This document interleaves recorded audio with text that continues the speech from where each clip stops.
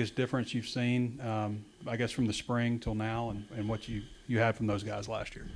I mean, you have a year of growth with all of them, with that maturity, strength, speed, quickness. I mean, all the time they've been putting in the weight room. I mean, it's showing. And then the confidence that comes with that, too. And plus, it's another year learning a college playbook.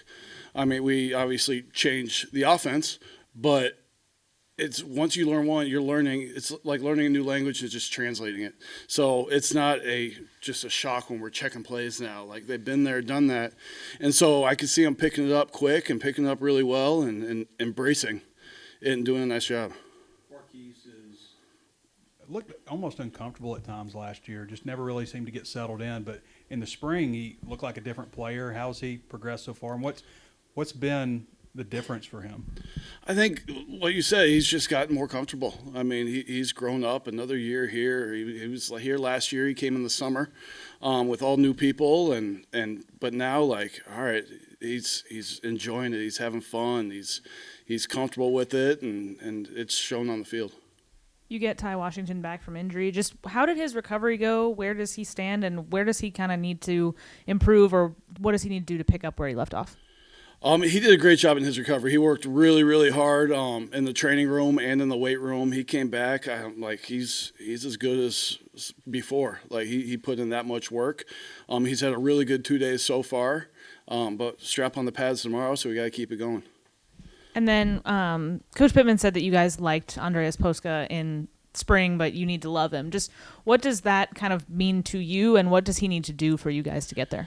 Yeah, I mean, he came in spring. It's all new. He's coming from Eastern Michigan to the SEC. It's faster. I mean, some of the guys are bigger and stronger. And so it took a little adjustment, but he did well in spring, and he's taken that next step. And I mean, embracing his role as both a blocker and receiver, and he's doing a nice job with it. Philosophically, the Bobby Petrino offense, how's the tight end role maybe tweaked or changed in the last year? I don't want to get into how it tweaked or changed, but right now it's been really fun because we're doing a ton, and we're learning a lot of different things. And like this is what they're doing at the next level, and the guys love it. They get excited about that, from checks and shifts and motions and them making calls and then them helping us get in the right plays. Like they're excited about it and they're embracing it. You've got a full 6 months under, with Bobby Petrino. What do you think of him as a play caller and his reputation in the industry? Yeah, it's been really fun, like listening to him talk about why we're running this play, how it affects the defense, what the defense is doing to stop our run game, and what the answers we have there. It's been neat to see that. Like I haven't been in a ton of different offenses, but it's been good to see like what he's brought in from all over the place, everywhere he's been, and fits it into his offense. And I mean, it's been really good. When we talked to you last year about this time, it was talking about Luke, that his physicality maybe needed to pick up. What have you seen from him in 1 year's development? His dedication has been unbelievable. I mean, he's on the smaller side, but he's put in the time. He's added weight, added strength. I mean, he's in great shape. He's lean. Like, he wants to be great. And you could see it with the way he works, but you could also feel it. He just has that desire, and the way he lives his life reflects that.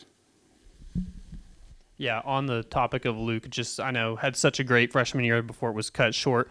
What have you seen from him, since that injury and to get back to where he is right now? Yeah, just continue to grow, learning the details of the offense. It's not just like running around and getting open, not like he did that last year, but even being on the details more. And he wants to be involved in the run game. Like he wants to do everything. It's really fun to work with a player like that. Like, all right, I could coach him hard. I could get him to do. I could ask him to do anything. He's going to do it because he wants to. He wants to be great. How do you balance having a guy like Luke, who was arguably the best offensive weapon for the team last year before he got hurt, and still having a tight end room with 4 guys that probably could be deserving of snaps and targets and everything like that? Yeah, well, I mean, we just tell them if you're going to go and show you could help us on the field, you're going to go get on the field. Like we'll have multiple personnel groupings. We can mix and match two tight ends on the field. We can mix and match 3 tight ends on the field. It's not like Luke's going to go and play every snap. Don't need him to play every snap. The wear and tear is real in this league. So other guys are going to have to be ready to step up, and other guys are pushing them too. And competition is going to make us all better. Does it require, like, doing 2 tight end sets? Does there need to be some chemistry between the 2 guys? Like, do you have to see that kind of build throughout this fall camp of who kind of works well together and everything like that? There's a little bit of that, but I try to mix and match them. One day, all right, it's these 2 tight ends going together. One day it's another 2, and so you never know what's going to happen when the season goes. So I mean, they get to know each other, and we're all making the same calls and all that stuff. So try to get them all on the same page, no matter who's with who. In this day and age of the transfer portal, it's kind of impressive that you made it through to this point with all those guys. Just what was the key to that? How did you get them all to retain all those guys? They enjoy being here. They believe in what we're doing as a team. I think the team is really close right now, and they feel that, and they enjoy being with the other guys. And I mean, they've really bonded together, and they decided, like, all right, they're going to put in some work, and like it's shown out on the field. Shamar, I know there's a lot of guys in front of him right now, but just kind of what have you seen in his development? What do you still need to see from him moving forward? Yeah, he's still continuing to grow, continuing to master the offense, continuing to put on some of the weight we need. But there's those flashes there, like, all right, there's something there, and we're continuing to work with him because we know he's got a real chance.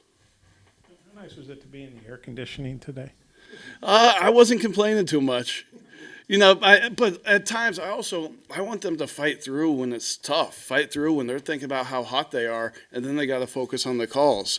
And I tell them that they know that, but I understand we got to go inside at times too. Yeah, because the Cowboys, they've gone out to California a lot where it's cooler. I mean, I get you need to get acclimated to the heat, but also don't you feel like the practices are probably better when they're not worrying about surviving, I think it depends on what kind of team you have, and if you could put that out of your mind and focus on what you need. Like what I told them, like I don't know what the weather in Stillwater is going to be in a few weeks. I don't know what it's going to be in Little Rock. Like it might be really hot, and we got to learn to deal with that. I should know this, but you guys are going in full pads tomorrow? I think shells. I'm not positive though. I thought you said something about pads. We'll have shoulder pads on. I got you. Yeah. Okay. Maddox Lassiter, we saw him working some at fullback in the spring. Is that a role for him that he could maybe see actual game time and stuff? Yeah, we're cross training multiple people. Maddox is one of the guys. He's working fullback and still doing tight end stuff, and he's done a nice job. He loves contact. I mean, that's the number one thing you want with a fullback, and he checks that box. We've seen walk-on tight ends have success here before. I mean, Maddox is one. Luke Johnson's another. How have both of those guys come on and just the walk-on tight ends in general? Yeah, I have so much appreciation for walk-on, especially a place like this with the history of walk-ons here. But, I mean, the time that those guys put in to mostly go unnoticed, like, it's impressive. And I have 4 in my room right now. And, I mean, they're putting in the same hours. They're putting in the same effort, like, and they're doing a nice job. Who else works at fullback besides Laster? Who's getting that double work? So Kyle Thompson's getting a little bit, and then I'll work Gums back there some. I mean, Luke will do some things. Really, like we'll get a lot of guys doing different things back there. What's next for Luke in his development? I mean, what's something that you really want to see this year, not only for you guys to be successful, but obviously he's got aspirations of the next level and everything? I mean, it's hard to say. As long as he continues to grow and learn what we're doing and play with the confines of the offense, good things are going to happen. Like, I don't know how it's going to play out. You never know when the ball's going to go his way.